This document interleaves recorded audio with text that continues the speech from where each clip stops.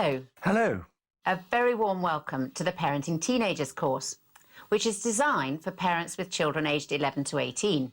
Scylla and I have been developing and running this course for more than 10 years. It's based on our own experiences, as well as the many tips and ideas we've picked up from parenting experts and from hundreds of other parents. During the course, you'll be hearing from a number of those experts, ranging from psychologists to counsellors, as well as from teachers and lots of parents and teenagers themselves. We're really glad you're doing this course, whether you're parenting as a couple or on your own, or you're step-parenting. We have 4 children. Kirsty, our daughter, is the eldest, and then 3 boys, Benj, Barney and Josh. And for 12 years, we had at least one teenager in our house, and for most of that time, several. Whatever your circumstances and however many children you have, whatever their ages and stages, and whatever issues you're dealing with, we hope you enjoy as well as benefit from this course. One of our aims is to help you make the most of these teenage years. Every parent faces challenges. While having young children is generally the most demanding stage physically, having teenagers is usually the most demanding stage emotionally. With teenagers, we're often faced with a choice. Do we let them or don't we? Sometimes we get it wrong. I remember one of those occasions. It was Barney's 17th birthday, and he'd just got his provisional driving licence. He asked me if he could drive to the train station 2 streets away for their journey to school. Wanting to give him a treat on his birthday, I readily agreed, and with Josh in the back, we set off with a sense of excitement. What I hadn't registered was that Barney didn't have a clue how to drive. He began by shooting backwards, narrowly missing 2 cars and a pedestrian. We then jolted forwards and kangaroo-hopped down the street in an alarming fashion. At this point, I suggested to Barney that he changed gear. To my horror, he took his eyes off the road completely and started to study the gear stick. I grabbed the steering wheel and the handbrake as we careered towards a line of smart and rather expensive-looking parked cars, and we ground to a juddering halt. As an ashen-faced Josh got out of the car, he muttered, "Not your best idea, Dad," and walked the rest of the way to the station. We faced all the usual challenges: hair, bedrooms, major moods, times when communication was more difficult, wondering where they were late at night, trying to get them to take exams seriously, or less seriously in one case, and then suddenly they were 18 and leaving home. We asked some parents what was best and worst about having teenagers. I think the best thing about having teenagers is wherever they are, there's energy. You know, there's always chaos, there's always fun, there's always noise, and I really enjoy their company. They've suddenly developed this mind of their own. You can't tell them to think what you want them to think anymore. They start to challenge your thinking, and they want to do what they want to do. You can never say the right thing, you know, at times I just, you know, it's that kind of moment, time and time again. I find that quite difficult at times. I just love that they're so funny and smart, and I think they're funnier than I was when I was growing up. I really enjoy the fact that Lauren keeps us young, and she makes sure that we know what music is good and what things are trendy to wear, and that's really important. I like it. It's good fun. Being lippy and answering back, for me, that just pushes a button. We can actually have a sort of discussion on things intelligently, and there's always feedback coming from them, and it's an exchange of opinions as well. As they grow up, you get occasions where you could really throttle them, but the love's always there. You try to advise them, hope they take your advice, but they've got to sort of learn on their own, and you've got to sort of step back and not interfere too much. But it's great. I don't like things like worrying about where they are, and I guess the arguments. I think teenage parties, alcohol, awful. Driving. I love the sort of level of conversation, the deeper level of conversation I have, especially with our 16-year-old who has formed her own opinions now and doesn't just assume mum and dad know everything. She knows a lot now herself, and that's fun to hear her opinions on things. You're in a phase where you're having to let go, give them some autonomy, let go of control, and that is hard. They're individuals. They have their own ideas that they want to share. And it's, you know, unlike when they were younger. So it's more like friends opening the fridge and there is nothing in it. So you think, you kind of plan something and you think, oh gosh, that's so nice, I'll have that when I get home, and it's gone. The bedrooms, untidy, untidy, untidy. But they see that it's fine. They don't see a speck of dirt anywhere. So they just think it's great. They want to get up when they want to. Oh, it's frustrating. It really is. Yeah, it's the battle in our house with me. Yeah, with him. You know. I just say, leave the bedrooms, Eric. Go past and shut the door. Whatever you're going through, we hope that as you do this course and talk with other parents, you'll breathe a sigh of relief and say, well, at least I'm not alone. We're going to be covering very practical topics, such as how we set appropriate boundaries, how we let them go gradually, how much freedom and responsibility we should give our teenagers, how we respond to their moods, and how we tackle the tougher issues like drugs, sex, money, and the internet. We'll look at how to talk to our teenagers when it feels like they don't want to talk to us, and how we can keep on building our relationship with them. The Parenting Teenagers Wheel is a visual summary of what we cover. In this session, Session 1, we'll be looking at how we can keep the end in mind amidst all the daily pressures and daily challenges. Session 2 is about how we make sure our teenagers feel loved unconditionally. Session 3 is about teaching them increasing responsibility as we gradually let out the boundaries. In Session 4, we look at how we help our teenagers to handle their emotions in a healthy way, including handling their anger, and how this is a vital factor in forming strong relationships. And then on Session 5, we'll look at helping them make good choices, particularly concerning all the big issues they're facing, through passing on information and values to equip them for life. You'll see the rim of the wheel is about modelling values. This is a theme that runs throughout the course. Our children are like sponges. They absorb what we do. More than likely, they will copy us. And then we've put love at the centre as the hub. That makes the wheel turn smoothly, because ultimately, parenting is all about loving our teenagers effectively. The course is based on Christian principles for putting this love into action. But these principles are relevant to every parent, and you don't need to be a Christian to benefit from the course.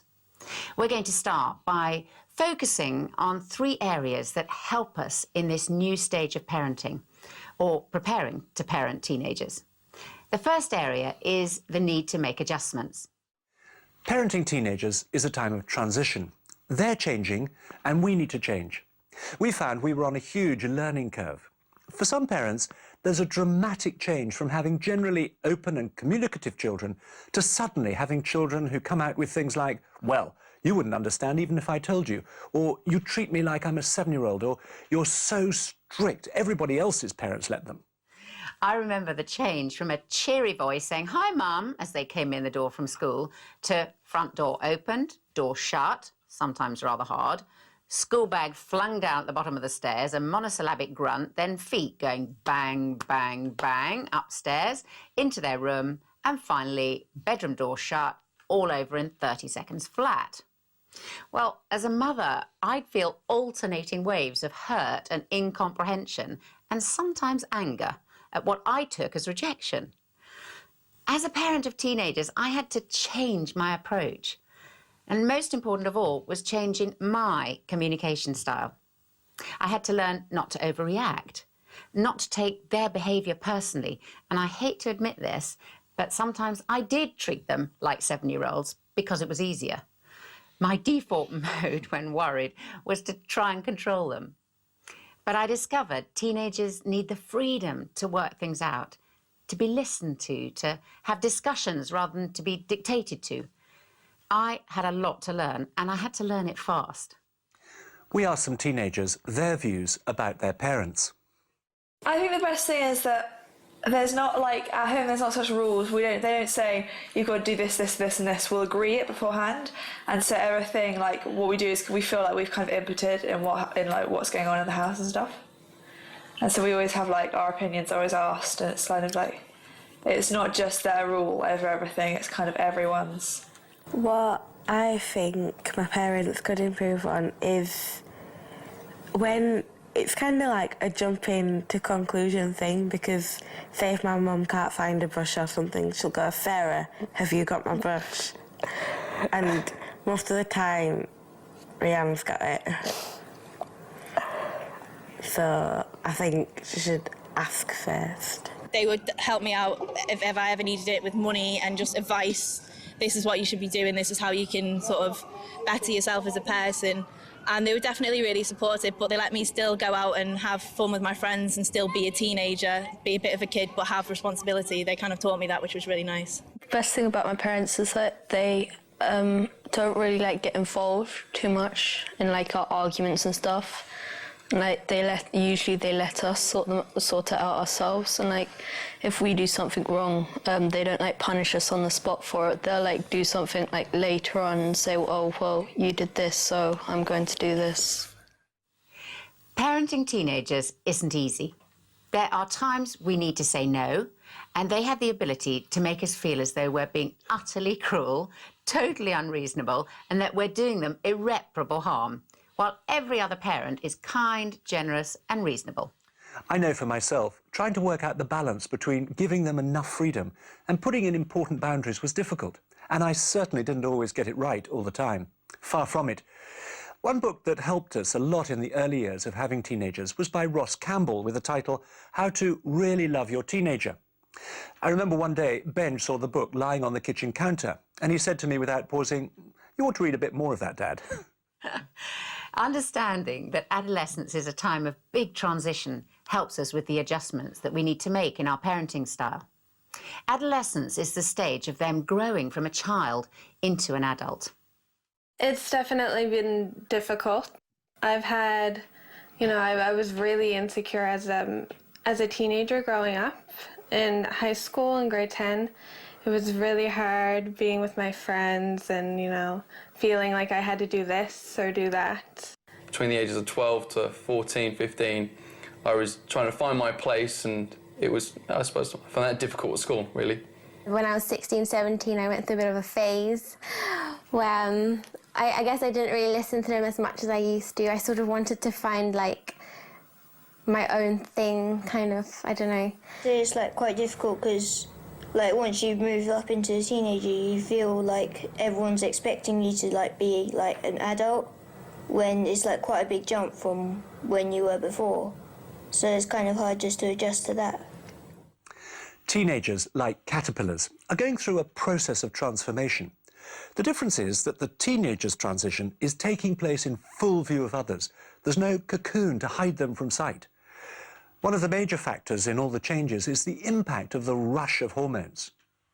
We'd like to think of human beings as being rational and human beings' behavior being driven by thoughts and rules and things like that. In other words, the social factors should determine how our children behave. In fact, there's a whole landscape going on underneath. It's called hormones, and it's called brain development. And it happens at different ages with different children. It also happens differently when you compare boys with girls. And these chemicals are like rocket fuel. They do have a huge influence on the behavior of our children. Everything from emotional volatility to their sex drive, which many of us would rather not think about, but it's all true. So hormones have to be respected as a major factor in child development and behavior.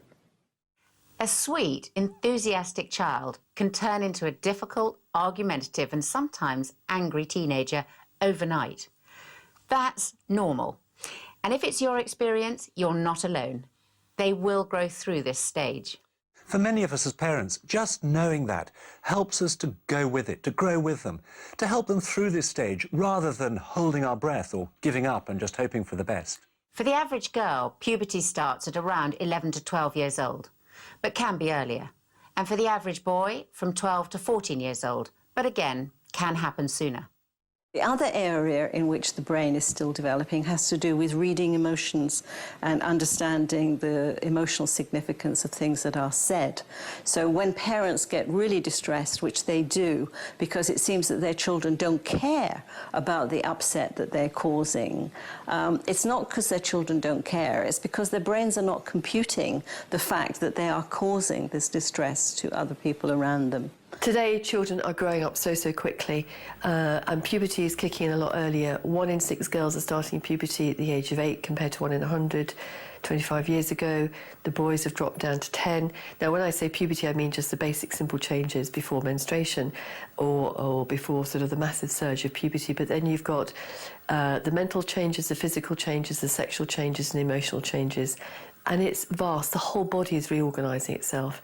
And for many teenagers, it's overwhelming. And for many parents, it's overwhelming. I use the analogy of a roller coaster. And many teenagers really identify with that. 1 minute you're up, next minute you're down. You don't quite understand what's happening to yourself and your body and your mind. Very, very, very confusing for everybody concerned. But their brains grow and develop, and they do reach a point at which they suddenly appreciate all these things that they don't seem to appreciate in their early teenage years. A lot of their behaviour during this stage can look like rebellion as they experiment, push for independence, voice their opinions, or become very self-oriented and do the opposite of whatever we want them to. We used to think that the brain was fully developed by late childhood. We always knew there was a burst of brain activity around toddlerhood, but what they discovered was there's a similar burst of brain growth around puberty. But whereas around toddlerhood, the brain growth was to do with balance and movement, around puberty, it's to do with emotion and memory. If being around your teenage daughter is like sitting at the foot of an emotional volcano, you're not that far from the mark. If you've ever said to your teenager, you're behaving like a 2-year-old, again, you're not that far from the mark. But the last bit to develop is at the prefrontal cortex here, and it's the bit of the brain that psychologists call the brain's policeman. Some call it the brakes. It's the bit of brain that gives you sound judgment. That bit of the brain is still developing. So we say, how can you think of skateboarding off a 20-foot high wall? Why don't you put your seatbelt on? That bit of the brain is still growing. It's the bit of the brain, for example, that allows you to defer immediate gratification for the sake of longer-term good. We say, how can you think of going clubbing the night before your GCSE maths exam? Dad, the exam is not till tomorrow afternoon, for goodness sake. That bit of the brain is still developing. And that's why it's important to just get our teenagers through. Just hang in there with them. They are literally a work in progress. The scary thing is, one psychologist said, some teenagers don't get their breaks till they're 25 years old. And certainly that's true. During this time of huge emotional and physical change, they need guidance and appropriate boundaries. And we'll look at how we do this in session 3. But they also need to know the security of our understanding and affirmation. They need our love and acceptance as they transition into becoming their own person. Second, as well as understanding the changes they're going through, we also need to understand the pressures they're facing. One of the most obvious is the aggressive consumer society they're growing up in. Teenagers today are heavily targeted by advertisers as they present a lucrative market. And for some teenagers, having certain things really matters to them.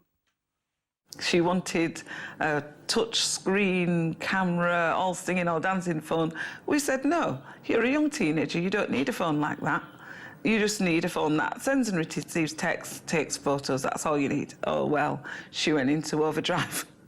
She'd seen this phone that she wanted, and that's the phone that she had to have, and the only way she could get it was on contract.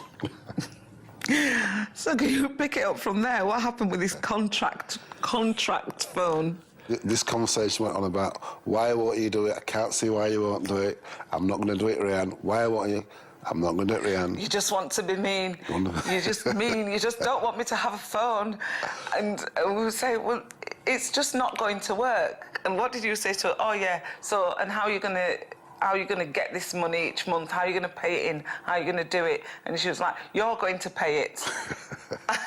Eric said, this conversation is over. I said, June, tell her to leave me alone. Yeah. Tell her to stop, because I'm going to lose it. I can tell when Eric's just about to blow. They said no, and I threw a bit of a temper, and I was like, no, I want it now. But they, like, obviously, they knew what a ridiculous plan was it, but I'm quite stubborn, and I was really, really wanting this. how it ended in the end is she was relating to a friend at school about needing a phone. This friend had a sister who wanted to get rid of the phone for, hey presto, just the amount of money she could afford. So they definitely got it right, and at the time I was feeling really distressed, like they was just doing it to annoy me, but they wasn't. They were doing it because they saw the ridiculousness of the plan and I didn't. Sometimes the difference between what they want and what we think is appropriate will not be easy to resolve. Another pressure on our teenagers is the expectation to achieve. They're expected to do well at school, as well as facing the stress of taking increasing numbers of exams. Some of the pressure to achieve will be from us, their parents. We may not realise we're doing this, but our teenagers can think we have high expectations of them that they must fulfil. But perhaps the biggest pressure of all is peer pressure, which is at its peak during the teenage years. All of us have a need to belong, to be part of a group, and that is particularly so for teenagers. Usually the biggest pressure from their peer group is to conform, whether that's in the way they dress, the way they look, the way they speak, or the way they behave. Teenagers are really intimidated. Like, they do what other people tell them to do. It's very easy to fall pressure to peer pressure. I don't think I've ever met a single person that hasn't fallen to one example of peer pressure. So it's going to happen, and you just have to accept it. But the key is to not let it rule your life. You know, let other people, how other people see you and what they're doing, rule your personality and your actions. I think if you set out early on that you don't want to be involved in things that are bad, like alcohol, smoking, that sort of stuff, then they won't try and make you do that. But also, it's a feeling that you might have, that you may feel that you have to do certain things in order to fit in when necessarily you don't, and your friends won't judge you on that. Like, if they're true friends, they won't leave you because you won't go to a party with them or something like that. People saying, oh, well, you should straighten your hair because I've got quite curly hair. You should straighten your hair because we all wear ours straight. And I think, well, no, because I like it curly, actually, and other people like it like that as well because they come and play with it. And I think it's nice hair, a bit of bounce, you know, and I don't want to straighten my hair, and I don't have to. I still know who my friends are anyway, so I'm all good.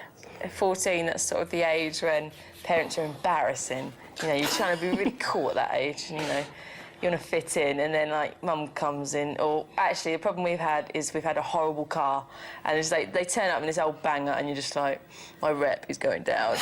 When I was little, in 5th grade and stuff, I was under the intimidation, you know, I was intimidated by other people who were acting cool. You know, I went out and bought the same clothing these people wore, and I tried to look cool. And in the end, as I got older, I realized, you know, it doesn't matter what you wear, how you act, you're cool no matter what you are. So, I mean, I don't understand how there's people who why people think they're cool and people who think they're not cool. I mean, in reality, we're all cool. Our children are under a lot of pressure, but so too are we. The demands of life today and our concerns for our teenagers can weigh heavily on us. We hope that being on this course will help you to realise these are normal feelings, common to all of us as parents. One of the biggest pressures of parenting teenagers at the moment is drugs. I think that's a huge, huge issue, and I think as parents we often don't realise just how available they are. And, you know, drugs are everywhere for these kids, and it's so much a part of their culture. Bringing up our children here is very different because they ask questions all the time. They question what you say to them. Back home, we just have to accept what our parents tell us to do. We never question, and it's very rude because if we were to question our parents, wow, you know, we'll be in big trouble. Some teenagers will give us more to worry about than others, and we need to resist unhelpful comparisons with other families that make us feel we failed as parents. A third way that will help us to adjust and handle the pressures is to keep remembering our long-term aim. Sometimes in our parenting, we can become so fixated on the issue of the moment, you know, the one that's particularly winding us up or worrying us this week, whether it's the amount of time spent on social networking sites or it's that they want a tattoo or a nose stud, that we forget the bigger picture.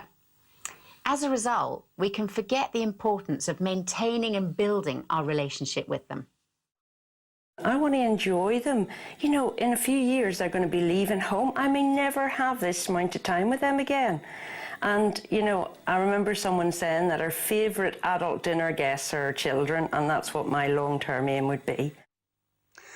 Our hope is that this course will help you to parent in such a way that your teenagers feel good about themselves and that you feel good about your relationship with them.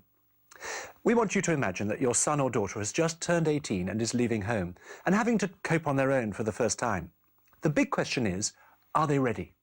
I remember exactly that moment with each of our children, the most recent being Josh when he left school. There was so much going through my mind. I thought, have we equipped him with everything he needs for life? And I had a sort of flashback and thought, have we taught him what it means to be honest, kind, respectful of others, responsible, self-controlled, not least in the areas of alcohol, drugs and sex? Have we talked to him enough about how to build healthy relationships? Would he be able to manage on a practical level with cooking, doing his laundry and paying his bills? When that moment arrives, the question for each of us is, are they sufficiently mature to face the challenges and make a valuable contribution to society? We had to keep reminding ourselves of our priorities, which were helping our teenagers develop their character and learn good values, rather than only focusing on the tricky and emotional issue of the moment. You know, sometimes as a parent, it's important we take a longer view. You know, when they're 15, the tick boxes are easy. We want their bedroom to be tidy, we want them not to smoke, we want them to do their homework. But that won't be enough for us when they're 35. If when they're 35, they don't smoke, their bedroom is tidy, and they get their reports in for their boss on time, but they're proud and arrogant and rude, and they have no care for those who have less than them, that won't be enough for us then. And fascinating thing is sometimes the teenage who's driving us crazy at 15 has some of those qualities. It is true that their bedroom's a mess, but they're wonderful friends, they're loyal people, they care about the disadvantaged. And sometimes we have to say to those kids, good job, well done, to keep those wonderful values, to have an eye not just on the child, but on the adult that we're moulding. Sometimes it's only through the pressures they face and the choices they make that they have the opportunity to mature and to learn tough but important lessons and values. We'd like you to turn in your manuals now and look at the questions, which we hope will help you to start thinking through your long-term aim as a parent.